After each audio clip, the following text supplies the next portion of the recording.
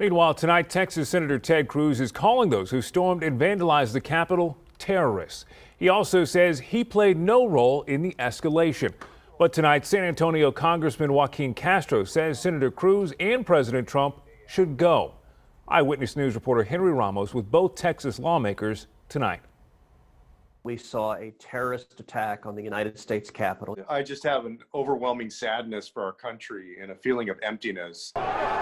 Reflecting on the deadly attack at the Capitol, Texas Senator Ted Cruz and San Antonio Congressman Joaquin Castro trying to process the destruction on democracy. It was despicable. It was an assault on the citadel of democracy. He shamelessly helped lead people down this path. He led rallies. Castro partly points the finger at Cruz. He and some other Democrats say Republican Senator Cruz should resign. On Wednesday, Cruz objected to Arizona's election results as lawmakers were counting electoral college votes to affirm Joe Biden's presidential victory. It is. The Senate was hearing Cruz's objection when it was forced to recess due to the Capitol chaos. But Cruz says he had no responsibility in the escalation. Not remotely. What I was doing and what the other senators were doing is what we were elected to do, which is debating matters of great import in the chamber of the United States Senate. I am outraged by the violence. There are mounting calls for President Trump to be removed from office.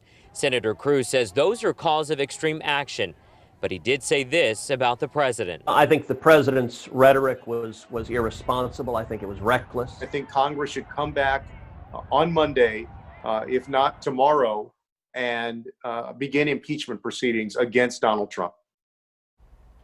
Henry joins us live. Henry, Castro and Cruz do agree on one thing. What is it?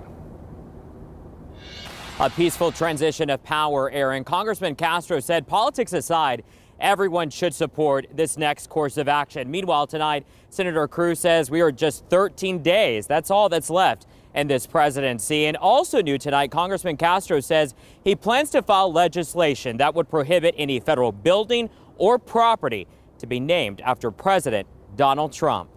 We're live downtown tonight. Henry Ramos, KENS 5 Eyewitness News.